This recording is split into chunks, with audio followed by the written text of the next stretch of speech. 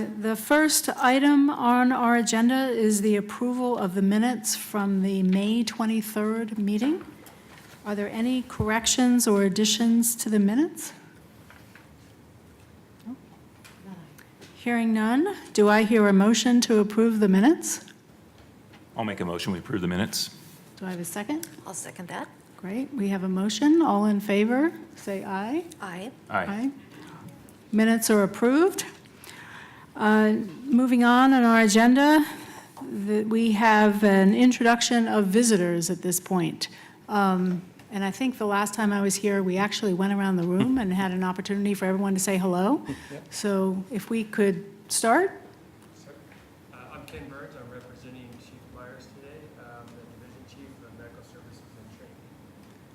I'm Dave Short, Vice President of the Retirees Association. I'm Trevor Caldwell. I'm an attorney. I handle Fpdr claims for PPA members. I'm Frank Del Carlo. I'm the liaison for fire to Fpdr. I'm Stacy Jones. I'm PPR Finance Manager. Sherry Miller, Fpdr Senior Business Systems Analyst. Kimberly Mitchell, Fpdr Claims Manager. Franco Bucci, City Attorney's Office. Kathy Kakisato, Senior Business Administrator. Julie Hall, Fpdr. And Sam. Great. Sam Hodge, FPDR Director. Sam, I am. Great. Thank you. So next is a general public comment period. Is there anyone signed up for public comment? Nope, we have no one signed up for public comment. So next, we would move into action items, except there are no action items. So we will move next to information items. And I will turn the mic over to Sam Hutchinson. Okay. Get the rest of my team up here.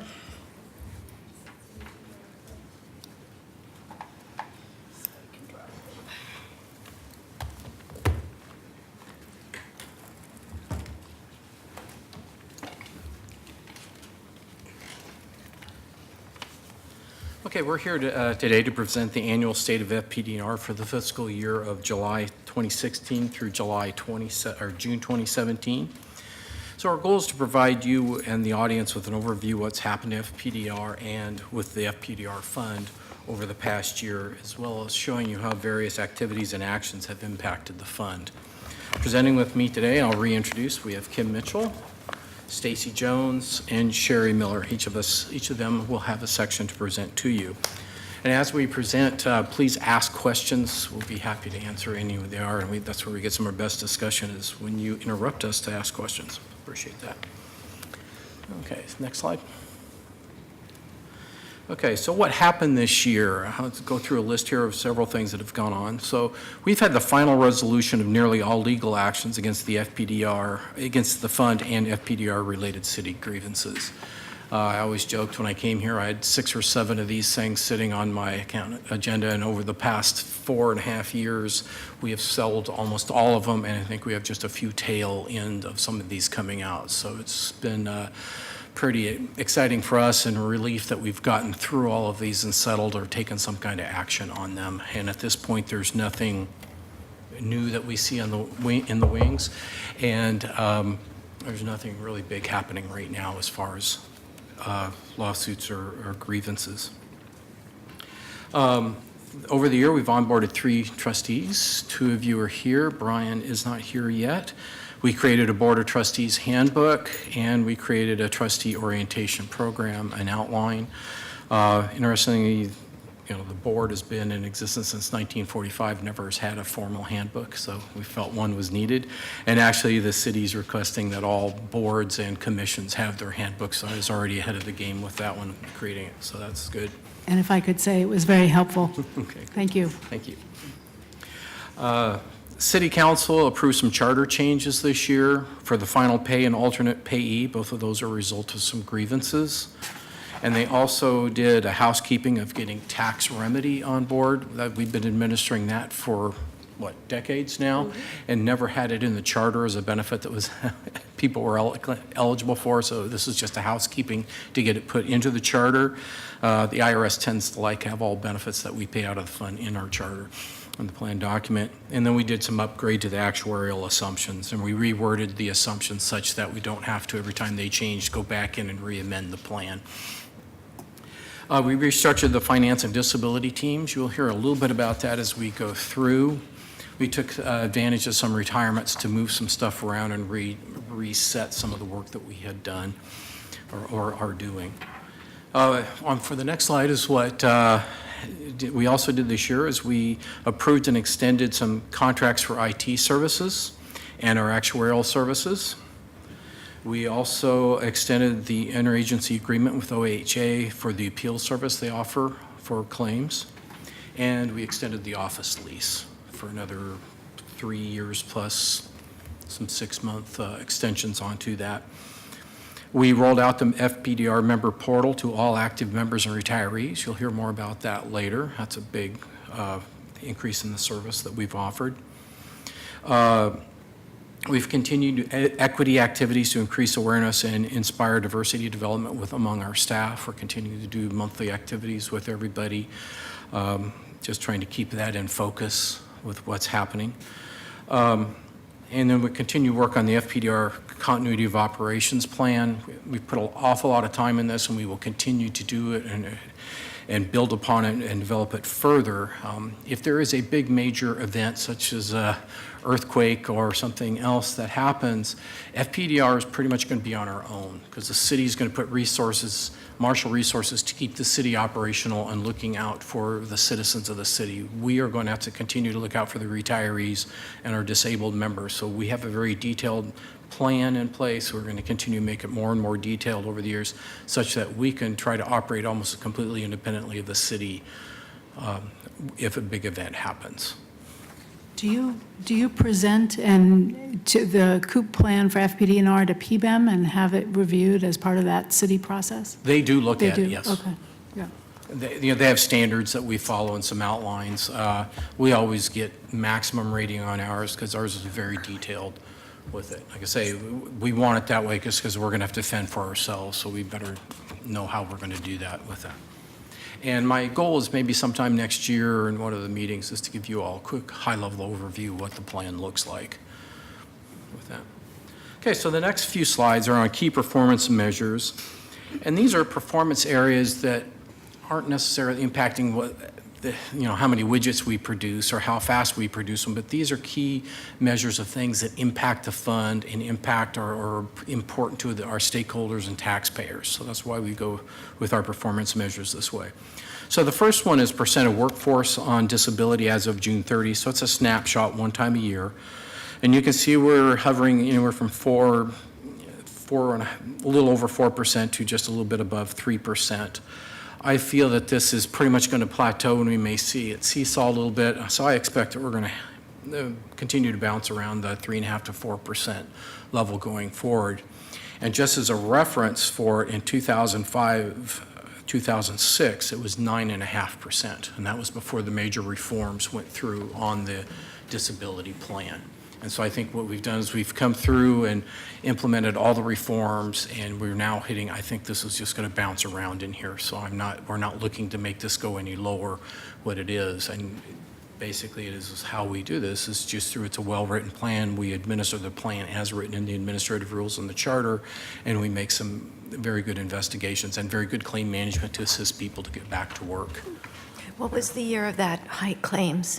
What? What was the year of those high claims? It was 2006? 2005, 2006 was 9.5%. Thank you. And the numbers before that, because we had the reform effective in 2007.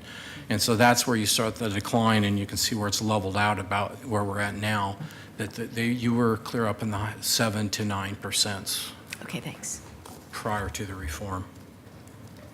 So for the next one here, what we have are two different charts overlaid on top of each other. The purple bars are the number of retirements that we've had per year. We've been increasing a little bit because we had some low years that were abnormally low per our actuaries for retirement. We're still running a little bit low what our actuaries say we should be doing. But as we get more people retiring, you can see the silver line graph is how many members are FPDR 3.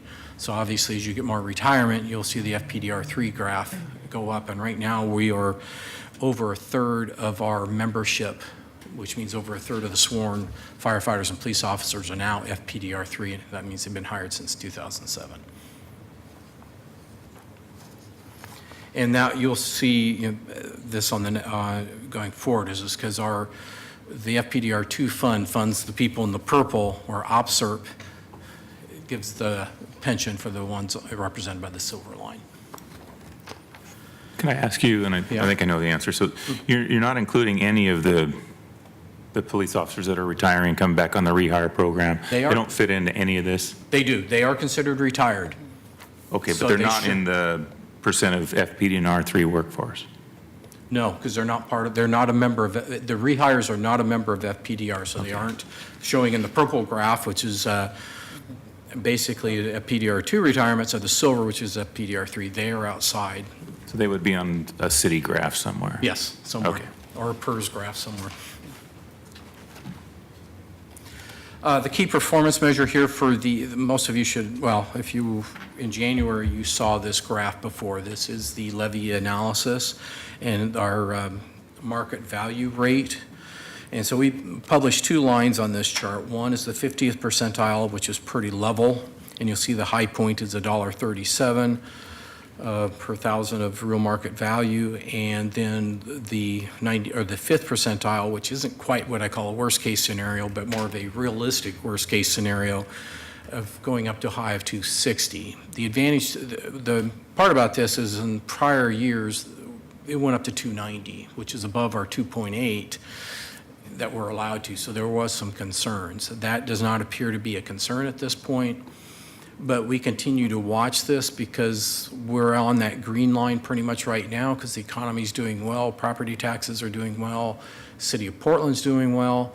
Should all of a sudden something dramatically happen, either property taxes change, tax collections change, the economy goes, you can see we could start approaching the brown line at the top. Now, Jason, in the past, you've asked why don't we show the 95th percentile, which would be a graph that goes down lower and basically off this chart. We as, our fiduciary duty as a board and mine as a director is that we are more worried about worst case scenarios than we are about ideal or great case scenarios, because that's when we have to start thinking about taking action. And that's why we've never published the best case scenario in these charts.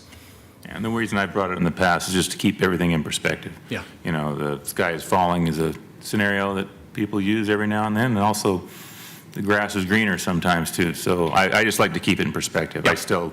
This looks so much better than it did a few years ago, Yep. and let you know how the economy can, make you think things are horrible, and then a few years later, everything's great. So Yep. I think the longer snapshot we can see, the better, rather than concentrating on 1 or 2 years and Yep. really focusing on that. Yep. But thanks.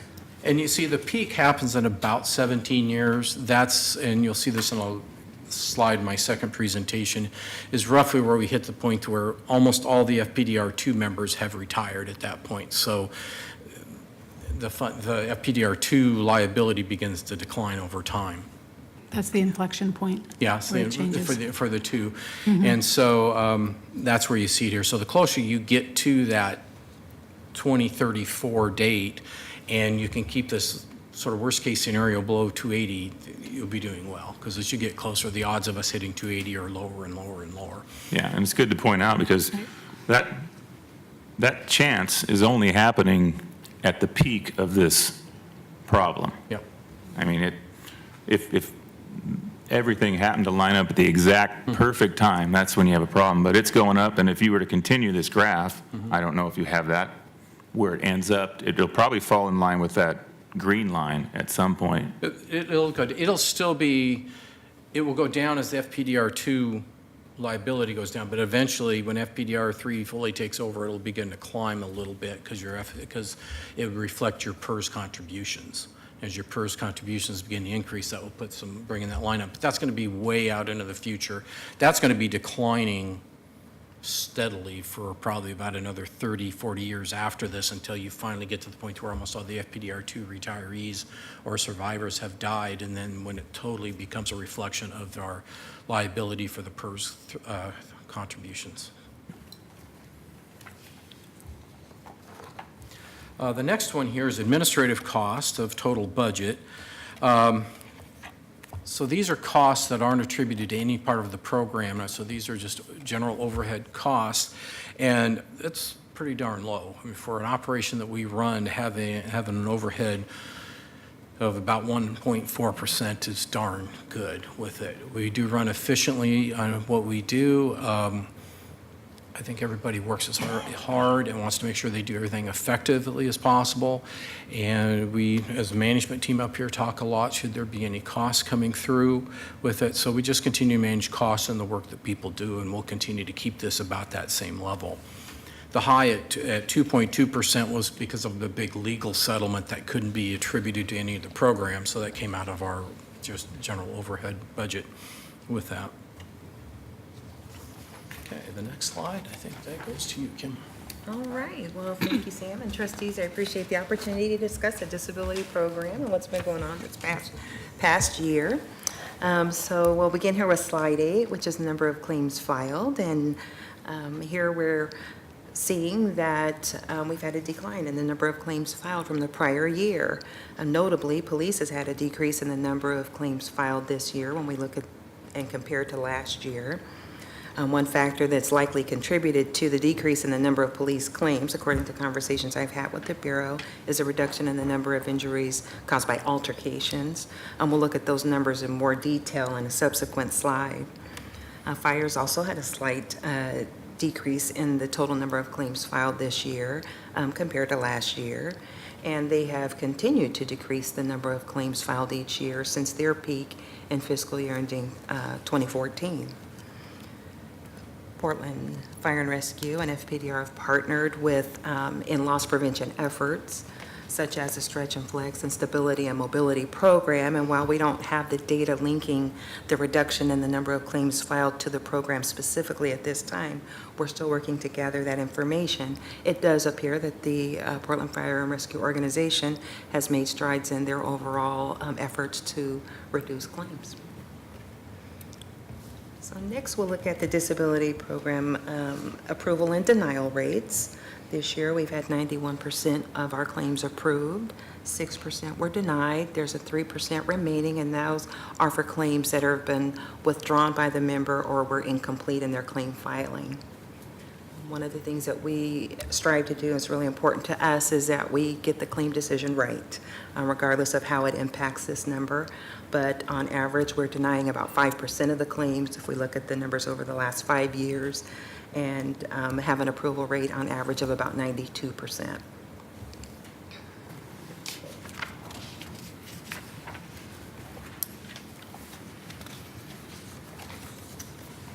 So next, we'll look at the approved fire claims over the last fiscal year. The next couple of slides, we'll go over the fire and police claims. And what I'll be discussing are the top 3 categories from each pie chart here. But first, I'd like to comment on the obvious orange large charts under injury cause and body part. We have a variety of codes that we can choose from. And the information that we report, the injuries that would fall under some of the larger categories are such a vast majority of claims that are not commonly occurring claims that they're all put together. So what we have for you here are the ones that are most common and ones that are often looked at. So for Portland Fire and Rescue, we'll look at their injuries in more detail, and we see that 23% of the injuries sustained this last fiscal year were the result of lifting, followed by 9% of their injuries caused by overexertion, and then we have tied for third place really at 7%. Our injuries as a result of communicable disease exposure falls on the same level, or injuries occurring in push or pull. Next, when we look at injury location, we see that 60% of the injuries they sustained occurred at the scene of the fire or call, followed by 22% at the precinct or station and 8% at the training site. One of the things I want to comment on is that fire has had a decrease in the number of injuries, about 8% of injuries occurring at the precinct or station compared to last year. So again, just an overall example of efforts to look at injury prevention.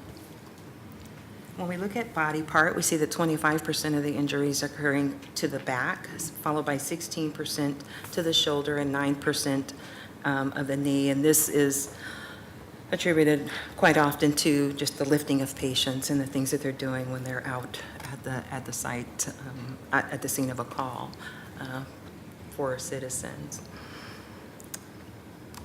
So next, we'll look at the police. And as we discussed, the police has had a decrease in the number of claims filed compared to the prior year. And this is commendable given the state of policing generally and the reduction in workforce issues that they've had. So the fact that they've had a decline in the number of injuries filed is good. As this chart shows, the greater percent of injury causes altercations at 17%, followed by falls at the same level at 11%, and motor vehicle accidents at 10%. And I wanted to go over the information just to look at what are we talking about when there are falls, and generally there are falls occurring in the pursuit of suspects. So that's where most of that's occurred. The location of injury reveals that 63% occurred at the scene of a call, followed by 14% at the training site, and again 9% at the scene of a motor vehicle accident. And it should be noted for police that they've experienced a 4% drop in injuries occurring at their training site as well, which is a good thing. So next we'll look at disability costs by fiscal year, and this slide shows that we've had an increase in combined costs for time loss and medical benefits overall, but that there's been a decrease in dollars spent on time loss, and that's the lower graph when we look at the trend over the past 5 years. This past fiscal year, we've had an increase in medical cost, and we attribute that in part to some costly cancer claims, the treatment associated with that. And we've had a catastrophic injury claim that has been a high dollar claim, and we know that that's been part of the bump that we've had in medical cost. Overall, medical inflation has been about 3%, so that's not a factor really determining the increase in our medical cost. Are these inflation-adjusted numbers? No. No? So as part of our cost containment efforts, we do work closely with our managed care organizations to make sure that the treatment that we approve is reasonable and necessary for the condition that the member's experiencing, and that it is a responsibility of Fpdr that's part of an ongoing assessment that we do when we're administering the claims. So next we'll talk about the time loss components by fiscal year, and as this line graph shows, a breakdown of time loss dollars paid out from 2013 to 2017 in biweekly, monthly disability, and in wage subsidy reimbursements. As discussed in the previous slide, our biweekly disability benefit paid out have decreased. Monthly disability costs, which is on the yellow line graph, continue to decrease. And this the monthly disability benefit is payments for members who have been unable to return to police or fire employment. They have permanent injuries that restrict them from returning. But the payout of those time loss dollars has decreased as well. One of the things that we know is that we've had a slight increase in wage subsidy payout, which is a good thing. That means that our members are taking advantage of the transitional duty program that we have. It's a part of our concept of work as therapy, and the more utilization that we get in that, the better outcome we have on return to work.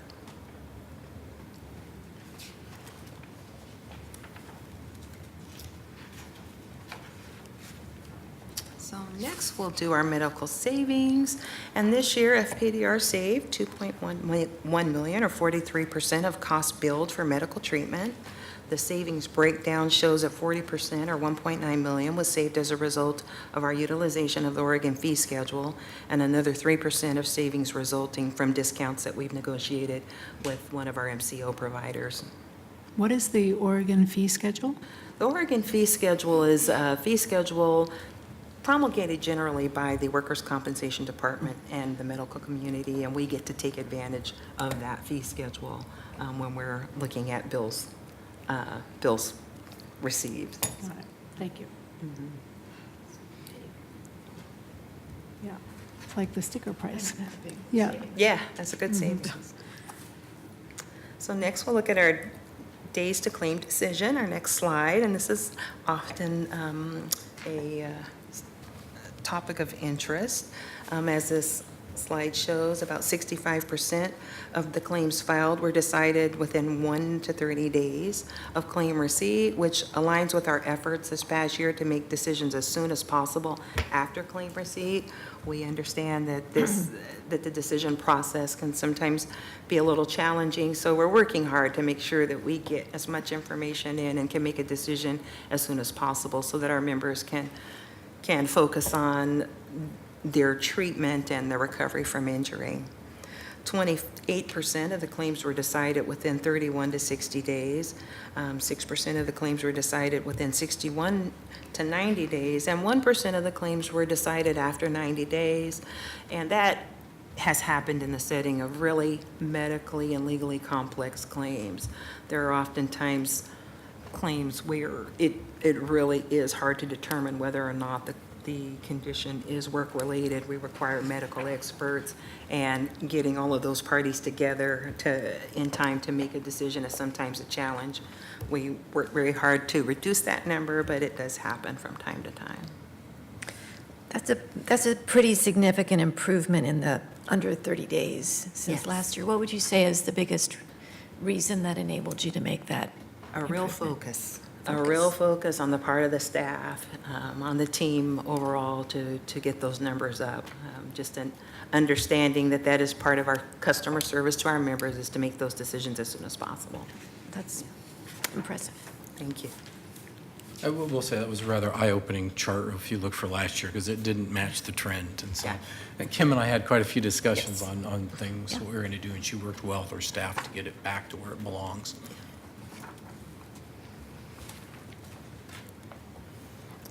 So on the last two slides, I'd like to share some of the program highlights.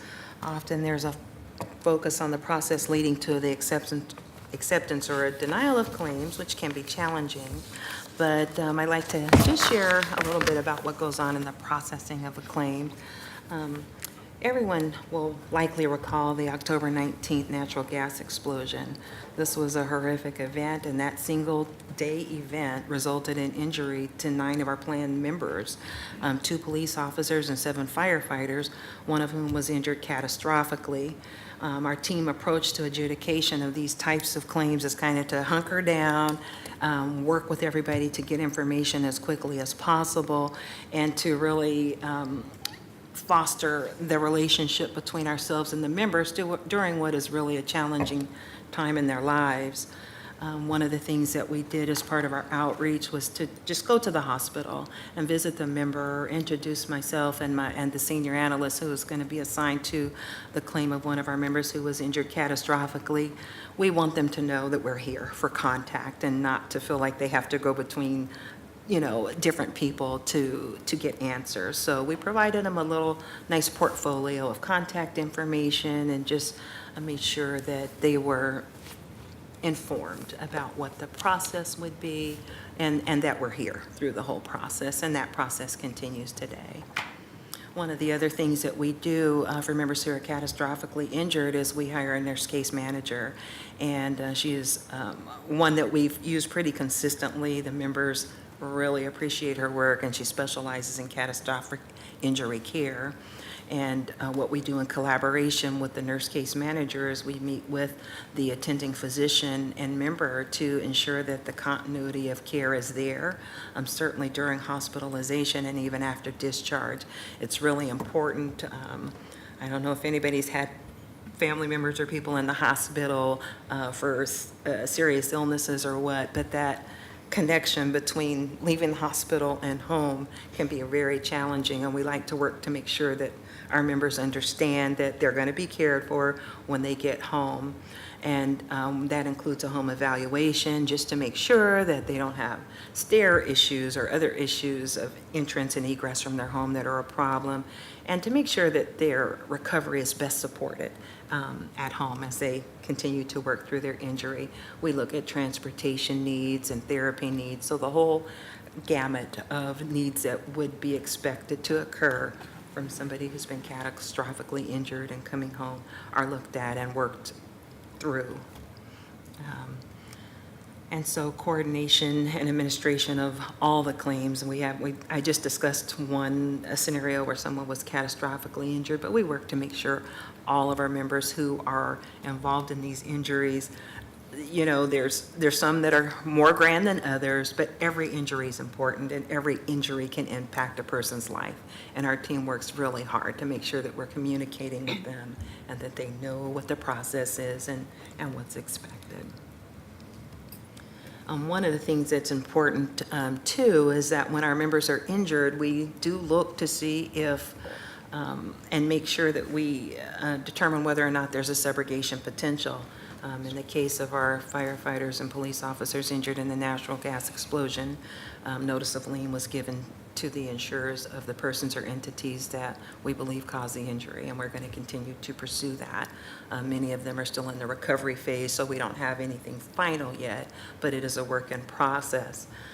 One of the things that we also do as part of our subrogation efforts is we pursue restitution for damages or claim costs for members who have been injured during altercation. So that's mostly applying to our police officers. But every claim is looked at and reviewed for subrogation potential as a means of reducing the cost and burden to Fpdr for injuries to our members. And then one of the last things I'd like to share is the continual growing demographic of our caseload, and that is for members who are entitled to post-retirement medical benefits. One of the things that I worked on this past year was just reclassification of one of our positions. We had a staff member who retired, and what I wanted to do is get a senior analyst, reclassify that to a senior analyst position so that they could meet the demands. We have factors that make the review of post-retirement cases difficult. The comorbidities and aging present a problem when you have somebody who may have been injured 10, 15 years earlier and now comes back to Fpdr. There are a lot of factors that can come into play that may impact or even contribute to the symptoms that they are seeking treatment for. So it requires some pretty careful analysis and look at the medical records, et cetera. So we wanted to make sure that we had staff ready and able to meet the needs of those members and to make sure that we provide them the care that they need or pay for the treatment of the care that they need when they come to us. One of the other things that we have to contend with now is the Center for Medicare Services. They are a conditional payer for people who have met Medicare eligibility. They're a conditional payer of medical bills. And one of the things that they will do while they're trying to sort out who's really responsible for payment is they'll hand you, meaning us, Fpdr, a bill and say, we've paid this amount of dollars for medical treatment, we want you to pay it back. And so what that requires of us is that we go through and sort out now, what have you paid for? What have we accepted? What continues to be our responsibility?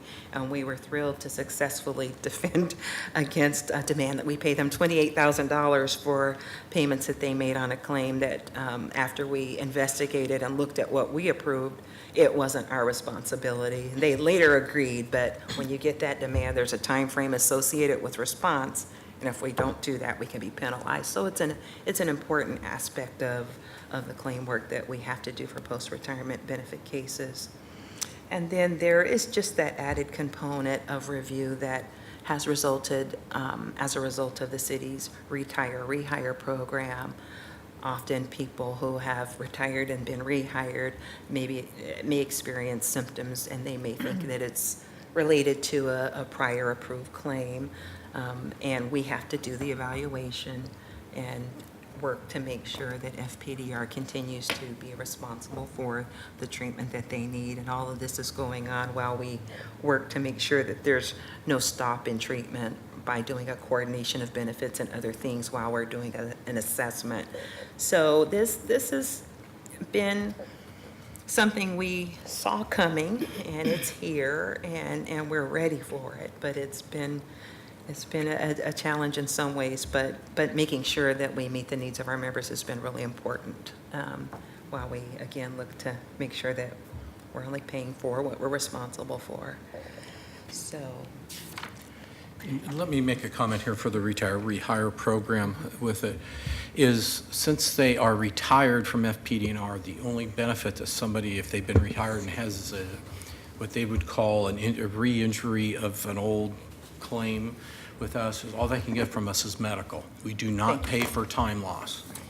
That has to come out of city risk, who is covering their workers' compensation stuff. So this is just retirement medical for a condition that we had approved in a prior claim prior to their retirement. That's all post-retirement medical is. So a rehire person, we've had some that throw a claim both directions hoping they get money, but we will not pay time loss because they aren't covered under the disability. They only get post-retirement medical. And so whatever their medical is, it has to be tied back to a prior injury. Okay, I think that's helpful. I'm curious, when you're talking about these post-retirement claims, are there presumptive injuries or causes of injury, asbestos, cancer, others, or lung injuries that are presumed to be work-related?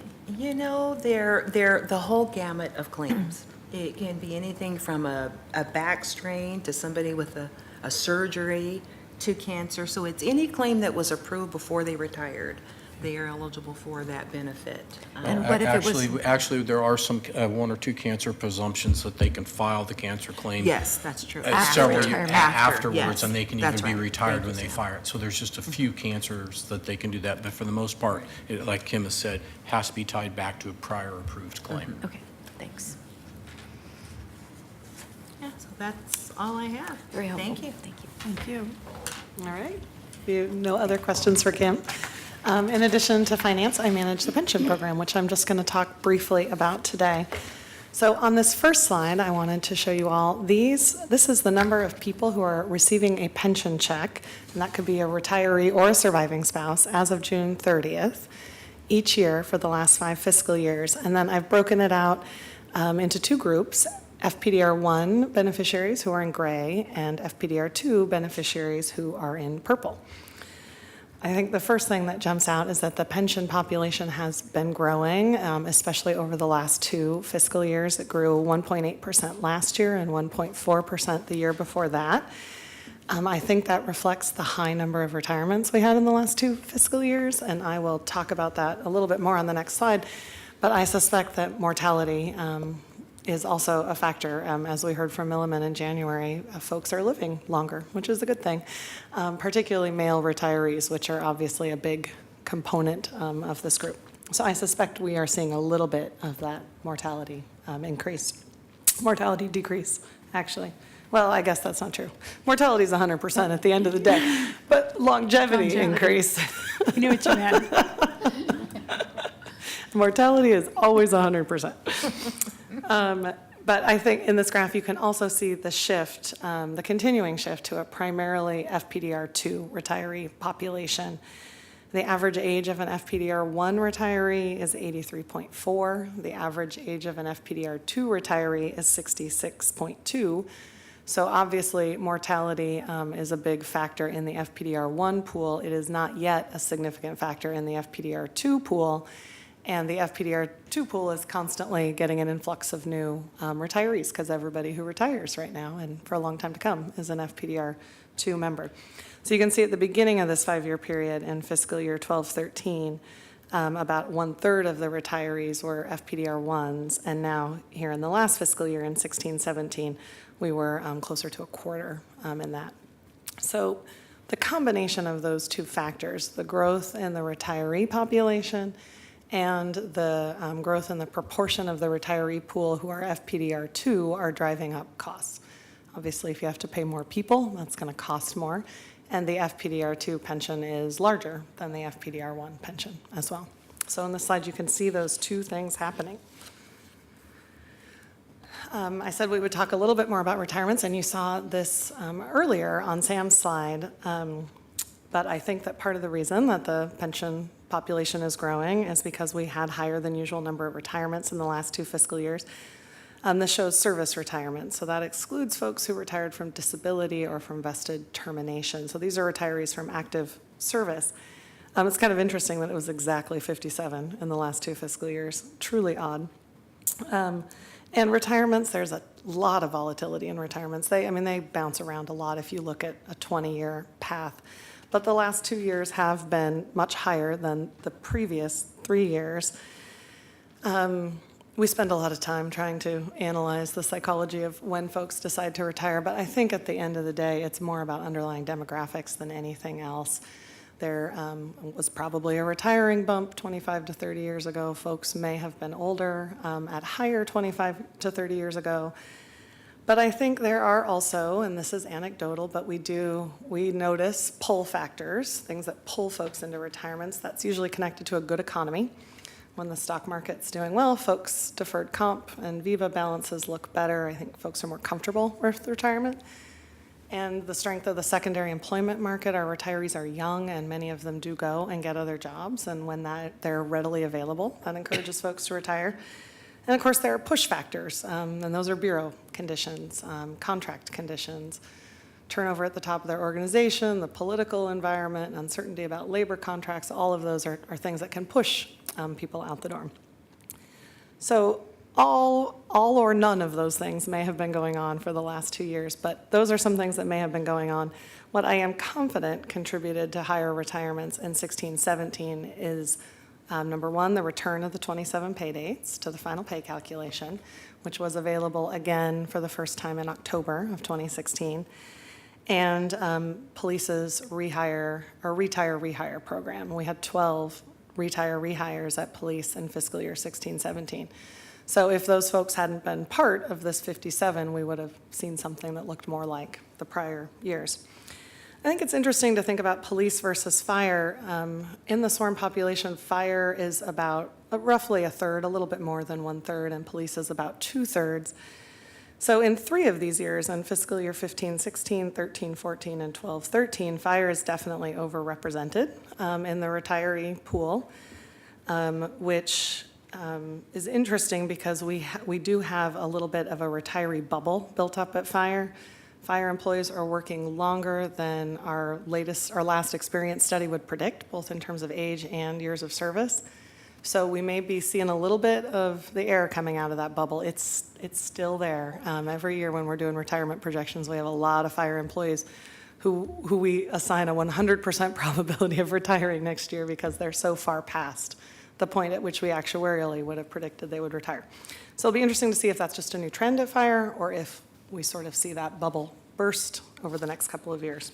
Do we also look at these numbers as a percentage of the workforce? Because police has a larger force than fire does? Well, and so that's a little bit what I'm driving at when I look at, so retirements in 16-17, 33% of retirees were fire, and fire is 37% of the total sworn employees, but I haven't looked at it specifically. We easily could, as retirees as a percent of police's workforce. Police, the different bureaus certainly look at it that way because they're thinking about replacements. Mm-hmm. But yeah, no, I haven't. To be able to say, oh, we turned over 10% of the police workforce, I haven't looked at it that way, but we can if the board is interested in that. Certainly the bureaus are very interested in that in terms of, because of the impact of their bureau operations, particularly with the return to 27 pay dates, because that gives them a very bumpy impact, is that all of their retirees leave in 1 month instead of it being spread out over the whole year, which, as a former police chief said to me, well, the great thing about that is I know when it's going to happen. The bad thing is it happens all at once, and it's very hard to back into, the 18-month process of having officers ready to go on the street at that month.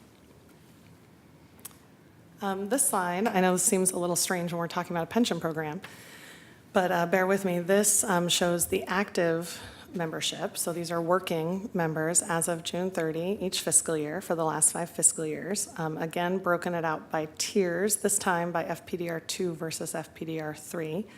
FPDR 2 is in gray and FPDR 3 is in purple. FPDR 2 active employees, they're the only group that aren't costing us a penny in pension benefits right now. All, of course, the FPDR 1 and 2 retirees we're paying direct pension benefits to every month. Every working FPDR 3, we're pre-funding their pension plan in PERS with PERS contributions. But at the moment, everybody in gray doesn't cost us anything. So as that pool gets smaller, and those sort of, they're not free because we will pay for them eventually, but they're currently free. As the gray gets smaller, our costs will go up because we are building to that peak moment that Sam referenced in the early to mid 2030s when the whole FPDR2 population is retired and receiving direct benefits, and the whole working population is FPDR3, and we're pre-funding their pensions through PERS. That's the peak moment where we are really simultaneously funding 2 generations of retirees. Post that moment, mortality in the FPDR2 population kicks in, and we start to decline on the FPDR2 end. Quick question on this population decrease for the active members Yes. combined. Is this downsizing of their workforce? Are these vacancies that are unfilled? These are vacancies that are unfilled at the police bureau, and that is the first thing that jumps out at you. I mean, their fire has a little component of this, especially in the years that are further back. There was a hiring freeze at fire, I think in fiscal year 12-13, that took a little bit of time to recover from. But police continues to struggle with sworn vacancies, and you can see that the sworn population has gone down every year for the last 5 years. What I will remind you is that new employees don't become FPDR members for the first 6 months of their service. So if you look at the 16-17 bar chart, this is the FPDR, these are new employees who were hired no later than December 31st, 2016, then they would have become an FPDR member by June 30, 2017. And I know that police has hired 53 new officers since then, which is much higher than their normal hiring rate. So we're hopeful that, I mean, it'll cost us more money, but as a city, we're hopeful that they're able to fill those vacancies, and it looks like they're finally gaining some traction on that. So when that happens, our pension costs will jump right up because they'll all be FPDR 3s. And the percent of the workforce that's FPDR 3 will shift. You can see that if you look at fiscal year 12-13, FPDR 3s were only a quarter of the workforce, and now here in 16-17, they're about 1/3 of the workforce. We just updated our retirement and hiring projection models, and we think FPDR 3 will be the majority of the sworn workforce within the next 3 or 4 years. Could be sooner if police is able to hire as quickly as they hope. So you can see that continued shift, and that's part of our continued increase in costs, which is exactly what was planned and we knew was going to happen, and here it is, it's happening. Any other questions about that? No, thank you. Okay. So the next slide, we've been talking about numbers of people, which is important because the underlying demographics drive the costs in the pension program. But this slide talks about the actual dollars. So this shows all pension expenses for the last 5 years. Again, broken into, because I just can't resist a stacked bar chart, apparently. Again, broken into 2 categories. In the gray, we have direct pension benefits for FPDR 1 and 2 retirees, and in purple, PERS contributions for FPDR 3 members. And of course, they're doing nothing but going up and up and up, which again is what was planned and intended.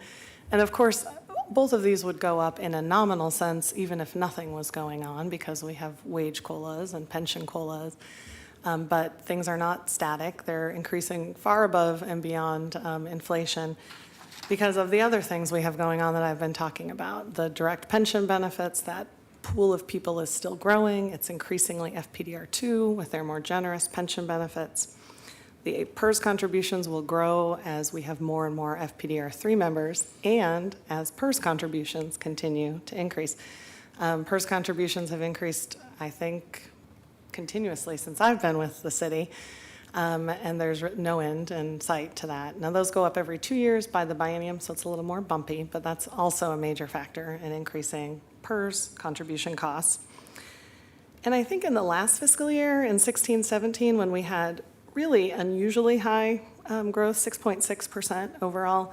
I think we're starting to see a little trickle in of the impact of the PPA contract wage increases, which increased FPDR1 police benefits because their pension is tied to active police officer pay.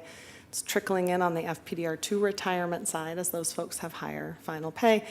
And of course, it's hitting PERS contributions, since many of those folks are now making 3% more, and next year is 3% more again, and next year 3% more again, on top of COLA adjustments. So I think we are starting to see the impact of that.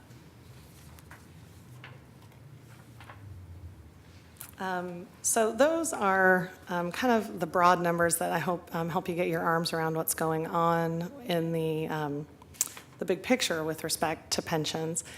And now I want to turn to administration of the pension program for just a minute, and I'll talk about this crazy chart, which I know is a little hard to read, but bear with me. I think there's a lot of, Jason is giving me the evil eye. Like the colors. I mean, Trustee Leah is giving me the evil eye. It's not as bad as it looks, I promise. But in terms of administering the pension program, we offer a lot of services to retirees and surviving spouses and to active employees who are thinking about and planning for retirement. And one of those services is unlimited and highly individualized pension estimates. And pension estimates have grown astoundingly. You've heard about this before, but it continues. They've grown astoundingly in both number and complexity. So what this chart shows is the number of pension estimates that have been requested every month for the last 5 fiscal years. The vertical bars are the number of estimate requests. Red is fire and blue is police. So you can see the bumpiness, and in a minute I'll talk about, you can even see some particular events, kind of fallout from particular events. The vertical line are the linear trends in, the green line is the linear trend in fire estimate requests, and the purple line is the linear trend in police estimate requests. So you can see that the green line is essentially flat. The increase in pension estimates is not coming from fire, it's coming from police. And it's not a small increase. We averaged 400 pension estimates each year for the last 2 years, and before that we had averaged about 200. So it is a doubling in the number of estimates. If you look at, you can see a little bit of particular events if you really want to, and that's why I like having it by month. If you look at fiscal year 15-16 and you look in kind of the fall of 2016 and kind of that March through April period, you see a big uptick, and that's when we got the first 27 pay date arbitrators order in the PPA case. So a lot of folks wanting to know, oh, how would that impact my pension? If you look in fiscal year 16-17, in that October timeframe, that's when council actually amended the charter to bring back 27 pay dates to the final calculation. It's also when council ratified the new PPA contract, so a lot of interest there. And then in kind of the late winter, early spring of this year, in kind of January through March of 2017, as police really started implementing their retire rehire program, we got a lot of estimate requests from folks who were considering taking advantage of that. So you can see, a little bit of particular events happening that are perhaps driving some of this estimate request. In addition to just the sheer number, the complexity as the sworn contracts get more complex, and with the return of 27 pay dates, the complexity of the estimates has really grown. Sherry's going to talk in a minute about some technology solutions we're looking at. When I started with the Bureau, one person kind of handled pension estimates in like 15 hours a week, and now we have our 2 top analysts working on them, I would say spending at least half their time. So that's more of a 40-hour a week. And the complexity is on the high end, so it requires fairly highly skilled staff, but I think there are pieces we can automate. So from a workload management piece of that, Sherry's going to talk about that in a minute. We have maintained really high accuracy rates. It is very unusual for someone to retire and have a pension that's more than $1 or $2 off from what we estimated, as long as we estimated within, say, the last year. And even over the longer term, if we're off, it's usually because they got promoted or changed their assignment, or we had a really off inflation expectation for wage COLA, which is unusual as well. And most folks, about 3/4 of folks, still get their estimates within 1 week, which is a standard of service that I'm really happy about. I don't want to put too much emphasis on it because I'm sure most members would be fine if it took 2 weeks versus 1. And our poor FPDR 3 members are never going to get estimates on a person in that time frame or at that level of detail. But it's a service we're proud to offer. And I'm sorry. Percentage, did you? 3/4, I think it's 72% Okay. in the last fiscal year got estimates within 1 week. And these are individual touches, so even if the same member came back twice in a year, Yeah. that counts as 2 touches. Yes, these are individual touches. And typically, members ask for multiple scenarios or dates.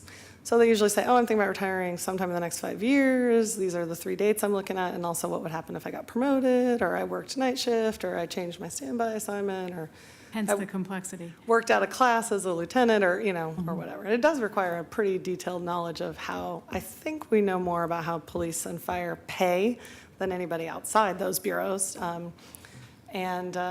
So, yeah, I and think we know how they're paid better than their own bureaus, to be honest with you. We end up having to correct some of their payroll when we get in there, so I won't. this is a Go service into the that we detail also, on that. this is a service we also provide. We find a lot of, when we find pay errors, we get those over to the fire and police payroll, and they fix them. But yeah, it is a nice service, but the increase in demand has really been astonishing.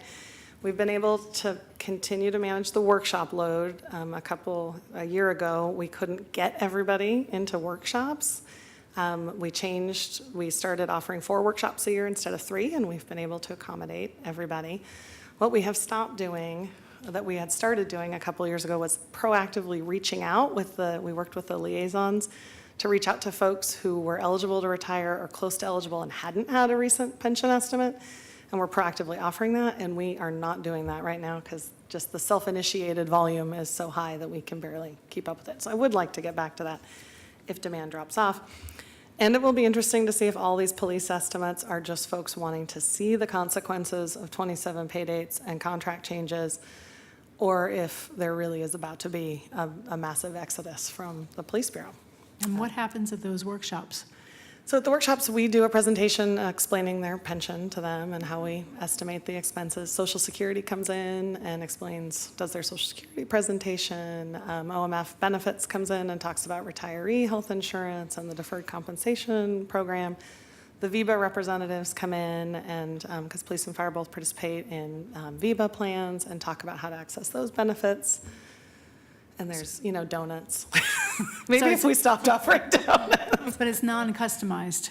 It's- It's a general overview of all of the various parts Yes. of retirement, et cetera. Yes, we do prepare individualized pension estimates for every person at that workshop, but the workshop itself is a general workshop with, say, 50 people in a room that we're talking to. But no, I do want to go with that last part, is each person gets, when we go over what their estimate sheet looks like and it's calculated, they're looking from their own personal estimate, so they can follow through with us. And say, oh, this is how my numbers came up and how we got it. And then we stay around until every single question is answered after the thing. So there's times we'll spend, an hour or more after just answering people's questions individually. And a lot of that has to do with their own personal calculation. And we do offer individual appointments to go over our piece. Our pension coordinator meets with, dozens and dozens, I'd have to go back and look, folks in person, talks to people on the phone, kind of individual retirement advising sessions as just for the FPDR pension piece. And then we also post videos online of the workshops, so a member can anytime go back and say, I can't remember what the Social Security guy said, and go back and watch it, so they can access it remotely. So my last slide, I'll just talk a little bit more about the 2 major issues that the pension program faced this year. Makes it sound worse than it was, but the impact of the 27 pay dates and then kind of the changes associated with labor contracts. So with the 27 pay dates, Council amended the charter last fall in October of 2016 to make 27 pay dates available, and that change was retroactive back to January 1st, 2013. So we calculated and issued about $175,000 in retroactive payments to about 80 retirees, and we were able to do that within just a few weeks of Council making the charter change. I also think it's interesting to look at now that 27 pay dates are back, what % of retirees are choosing to use a 27 pay date month. As you probably recall, they happen sort of predictably but sporadically because of the city's biweekly pay structure. And Milliman, we've settled on them using a 65%, assuming that 65% of retirees would use that 27 paid 8 look back in their latest valuation. And the average increase is a little over 3% when somebody uses one of those 27 paid 8 months. And that 65% assumption is also the basis of Milliman's estimate that the 27 paid 8 return is about a $33 million cost over the life of the plan. So far in 16-17, about 62% of retirements have used the 27 paid 8 look back. So that looks like a good assumption right now. If you look only at those who had the 27 paid 8 look back available to them, because folks moving from disability to retirement or who were vested, terminated, don't have choice about the timing, about 70% of those who could choose to use a 27 paid 8 are choosing to do so. So we've only had one 27 paid 8 look back since this happened in last October 2016. We have another one happening right now. Our pension coordinator retired 5 or 6 people today, so we're pushing a lot of people out the door again in September. So it'll be interesting to see as we go forward what that looks like, if it goes up or down or it kind of steadies out at a certain level. After this month, the next one isn't until February of 2019, so we have kind of a gap. The other thing happening in the pension program is I'm working through labor contracts. This impacts the finance staff who help cost some of those. But in terms of the pension program, the PPA contract, amended contract, obviously is increasing benefits across the board. It increased every category of benefits except for medical benefits. It doesn't impact Fpdr 2 retirees who are already retired either, but it hits everybody else. So we've seen those costs coming in. And then we've seen the impact of the retire rehire program that I've already mentioned. The PFFA contract, the Portland Firefighter Association contract, there is no contract. It expired June 30 of 2015, and the successor contract has not been ratified. They're in binding arbitration as we speak, we don't know how long it will be until we know the outcome of that. We do know that there will be retroactive payments. So not having a PFFA contract for that period of time has artificially held down our costs because we aren't paying Fpdr 1 fire pension COLAs. We're not seeing the wage COLA increases for disability payments and for time loss, and we are not seeing the Fpdr 2 retirement expenses with the higher final pay. So it's artificially held down those costs. As soon as we are processing retroactive payments, we will catch back up all at once on those. So that is something that will happen at some point this fiscal year. We don't know exactly when, but I would expect within the next couple of months. Any questions I can answer about the pension program or finance while I'm up here?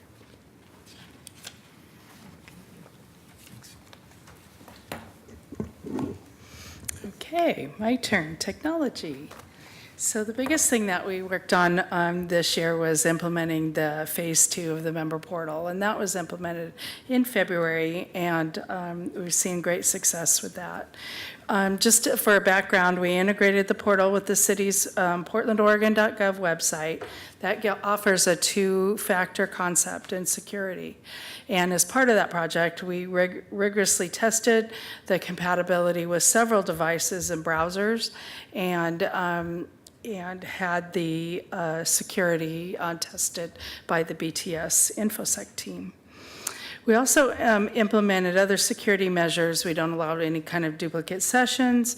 We do have an inactivity timeout for the portal, and it generates alerts when there's been too many login attempts and locks you out. So at launch time, we sent out a letter with a personalized PIN and instructions on how to log on. And in our July newsletter, we reminded members of the portal benefits and how to sign up. We're continuing to get that word out through the liaisons, pension workshops, and disability packets, letting people know that this portal is available. With the portal, members can view their personal data and their claim status. They can add or modify their contact information, family members, and tax withholdings. They can also upload documentation to us and use a contact form on a variety of subjects that'll go directly to the person responsible for that subject. So on the left side of the chart, it shows that we currently have 464 members signed up. 61% of those are retirees, and the remaining are the active members. And I personally answered 80 calls from members who had questions or needed assistance in the registration process. So once the members are registered, they have been using it, and they can view and update their personal information. The right side of the chart is showing that 84% were changes in their contact information, and that includes updates to addresses, phone numbers, emails, family members. And this is a significant help to not only to them, but also to our administration staff to keep that information current in our database. In addition, there were several tax withholding changes completed by members, and that gives them complete control over their pension tax situation. So that allows them to do some changes there. So for the future, for this year, we are working on ways to improve our Fpdr website, and we want to provide our members with quick and easy access to learn about their Fpdr benefits and help them find the information that they want or need.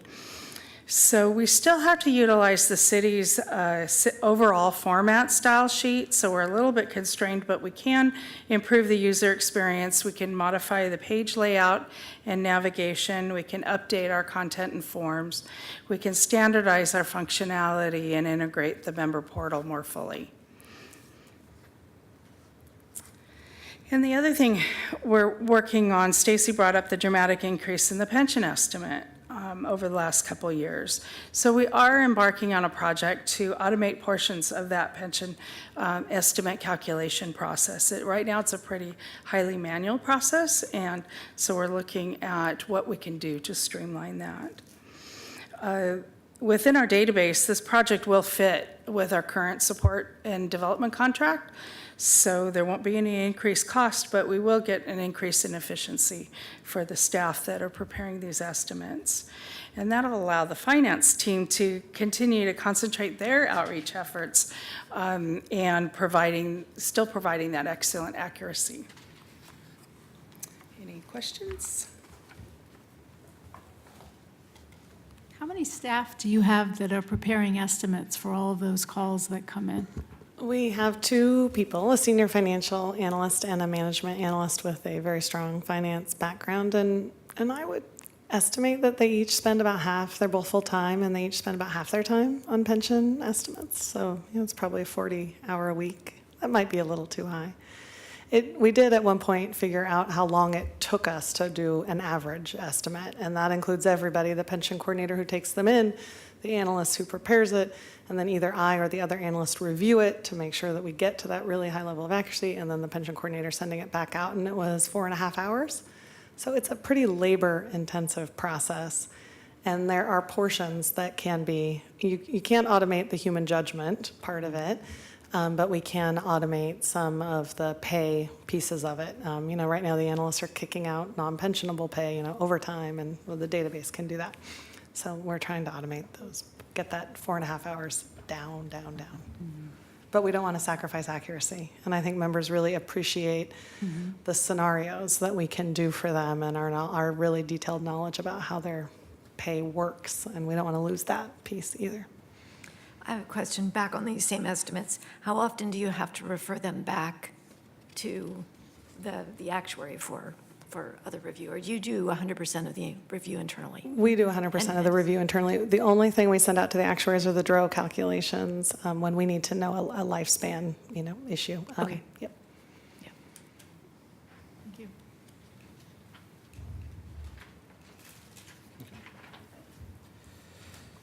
So I want to get close to wrapping up here. One of the important things to remember is my staff values the customer service they offer to our members. They really are committed to offering excellent service to the members. They go out of their way to do it. We've talked about some of the pain that comes with the pension estimates, but this is a service we want to be offering to our members. It's a service that we should be offering to our members. And so our staff goes out of the way, both in disability claims on the finance side and a lot of the people that are behind the scenes to offer the excellent service to people.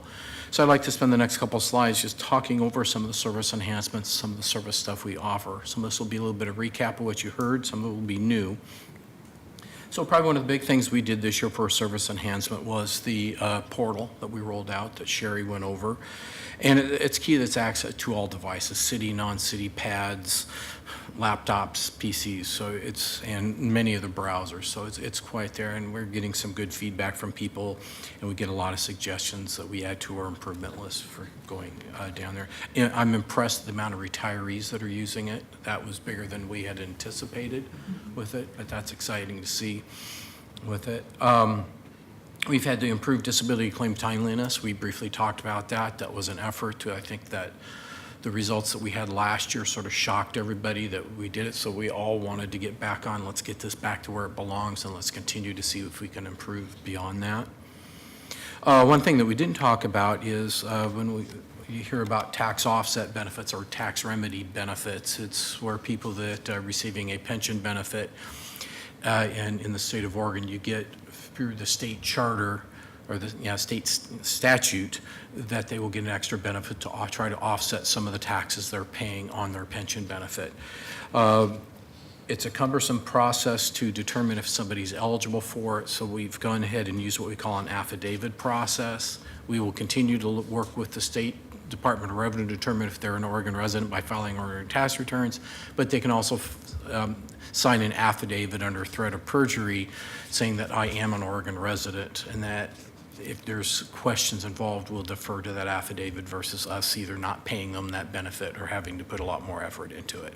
It's a lot more smoother process, and we sort of put the onus back on them. There is if we suspect fraud, we can take legal action against them if it's fraudulent. But I really don't think that's the case with it. So that streamline the process for us makes it easier for the member to get that benefit, and we don't get somebody going, oops, I forgot to file my tax returns for the last 3 years, which is surprisingly a common thing that retirees forget to do. And we talked a little bit here about offering 4 retirement workshops up from 3, a lot of demand for it. That sort of goes hand in hand with the demand for the pension estimates with it. One of the things that we are a little disappointed that we can't we are hoping to be able to get more people getting in 5 years or a little bit more till retirement so they can begin prepping for the retirement, but we've had so many interests from upcoming or soon-to-be retirees that we've had to push back some of those people. We're hoping that settles down and we can do a lot more retirement planning for a lot of these people, a lot of our members. On the next slide here, some of the service that we've offered here, we talked about the service we offered for the natural gas explosion for all the members that were injured in that. There was quite a bit of work done with it. And like I said, we used nurse case manager and other resources to making sure all those members got the treatment they needed. And we're continuing on the phone regularly with them, see how they're going, are they following the treatment, what's happening, what's your plan for returning to work with that. We personally visited 11 surviving spouses after their husbands died. This is a service that we enjoy offering and that the widows enjoy receiving. So if they're local, within driving distance here, we will go out and offer to see them or see them along with their family members to help them understand the benefits they get as a surviving spouse. Then we talked about the 27 pay date retroactive. When the city council approved that, the staff put an awful lot of effort in this year to get those turned around in just a matter of a few weeks. So all the adjustments are there and out the door with it. I think PERS sometimes takes months to get adjustments out. We pride ourselves on getting them out as quickly as we possibly can. For 1099s, 100% accuracy, it seems, okay, whoop-de-ding, but if you're a member who gets a 1099 that's inaccurate and you don't get the corrected one until after you filed your tax return, that to them is a huge issue that they get a correct 1099. We talked about 69 in-person individual retirement sessions. Some of these are retirees that end up signing their retirement while we're in the sessions. Others come in just because they want the face-to-face time with us because they learn better from that. We spend a lot of time, Beth mainly does a lot of this work, spends a lot of time on the phone with people, giving them information and email consults. So we're constantly giving information about retirement to people and helping them out. Again, it's part of the service we offer. We go out of our way to making sure that they do get all their questions answered about retirement. And then we courtesy call to members on disability. It's not only to the people that were injured in the gas explosion, but we do this fairly routinely, saying, you know, how are things, just a how are things going call. Is there anything that we need to do for you? Sometimes it may be a little reminder or a little question, how's the physical therapy going? Or how's your job hunt going? But it's a reach out to the members saying, hey, we're here, we care about you, what do you need from us? With that. So for the next slide, Chief, all right, so. I want to thank my crew here for helping answering your question. Any last questions for these people before they go? Thank No. you. Thank you, that was Thanks. great.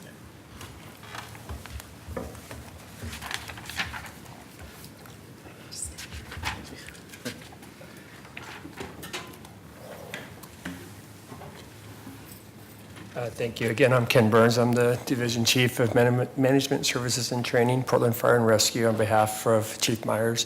First, I'd like to thank the Board of Trustees for your dedication and all the hours that you put in. Watching Sam's team do their magic, and they do some wonderful things. I just want to make maybe 3 areas of brief comments. First of all, the pension calculation process and the pension ourselves. We were very blessed to have a very good pension for the firefighters who put in a strong career for the residents of Portland. Sam's team has been outstanding in doing those pension calculations, the pension seminars. Can't thank him enough for that. He's really done a great job, so I appreciate your continued support of those processes. With regards to claims and you know, taking care of the members who have been injured, once again, Sam's team does an outstanding job. They get down and find out. They need to make sure that the system is solvent, so they have a process that they follow. And my understanding is it's a very effective process, and I appreciate their willingness to listen and gather information, make decisions based on that. So in those 2 areas, we commend their efforts. The third area I'd like to just mention briefly is the injury prevention effort. And I personally, with within my division, is the health and wellness section of Portland Fire and Rescue. And we appreciate the joint ventures, the flexibility, mobility, some stretching type ventures. How it usually works is Janet Woodside, our health and wellness coordinator, would come up with an idea, with a program of how we can do injury prevention.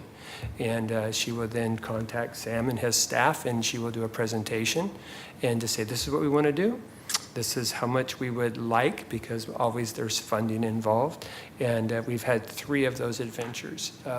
They've actually have had some reduction. I actually noticed the years of injuries being reduced, and they do correlate with spending money upstream and to help firefighters maintain their flexibility.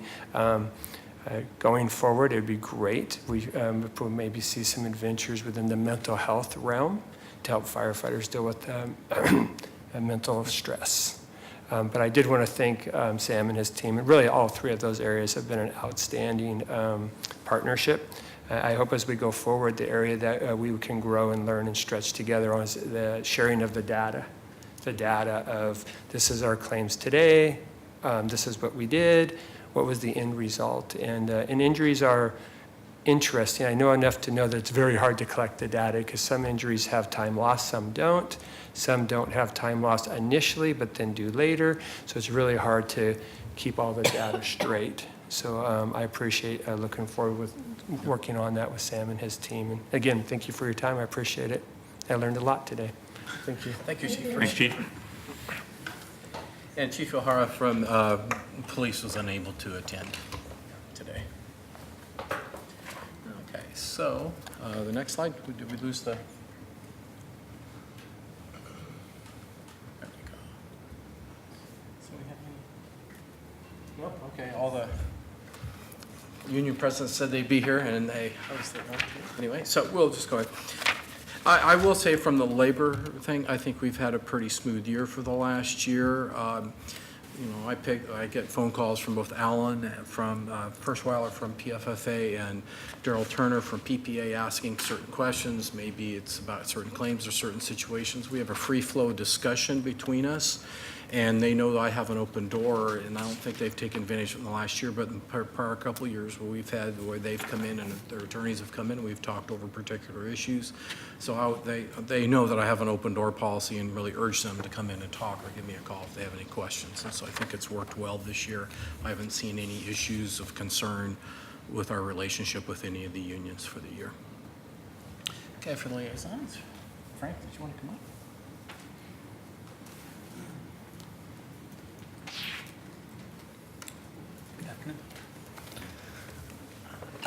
Good afternoon, I'm Frank Del Carlo. I'm the liaison from Fire to Fpdr. Just wanted to take a moment today to introduce myself and say a few words. First of all, thank you for your time, members of the Board of Trustees and the assembled public. As I said, my name is Frank Del Carlo. I was selected as Portland Fire's liaison to Fpdr in April, and I've been working hard on learning the job. I began my service with Portland Fire and Rescue in May of 2007. I applied for the position of Fpdr liaison for two reasons. The first was I was injured at a fire in 2012, and the liaison at the time was a vital part of my effective treatment and recovery. They provided accurate and timely information between Portland Fire, Fpdr, care providers at times, and others, so I could focus on recovering rather than becoming a paperwork expert. Second, I am among the first two training classes that were hired after 2007 when Portland Fire began participating in the Oregon Public Services retirement plan. And I feel that this has put me in a unique position of having been around long enough to understand Fpdr's retirement program for Tier 2 members, but also having a vested interest in learning the Tier 3 retirement plan and providing education about both plans to our members. As an Fpdr liaison, I'm going to continue the important work of providing communication and education between Fpdr, Portland Fire, and the individual members regarding injury and retirement benefits. This has been a really rewarding and challenging experience, and I'm looking forward to continuing in the position for at least another couple of years. The welcome and the support from Sam and the rest of the staff has been awesome. Portland Fire staff has really worked hard to bring me up to speed to support me in this new position, and then the active and retired members have also provided a great welcome. I can't thank everybody enough for helping me jump into this job and be effective in helping the members, and I look forward to continuing to serve the members in this capacity. And if you have any questions, I'm happy to answer them.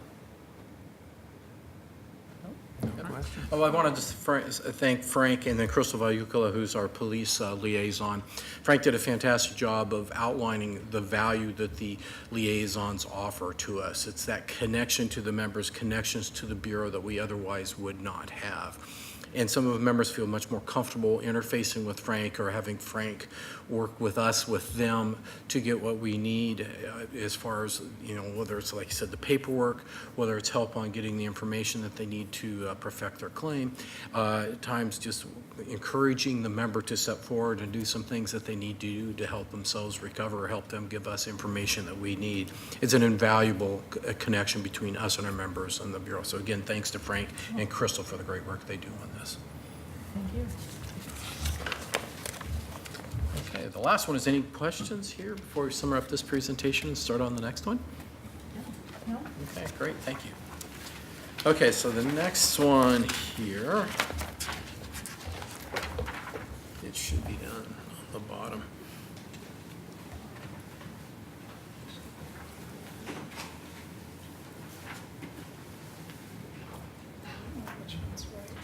There you go.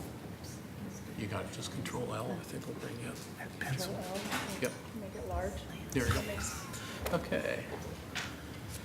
This is sort of a fun presentation that I give. I started, I think, after I was here for a year. I call it As the World Turns, So Does FPDR on it.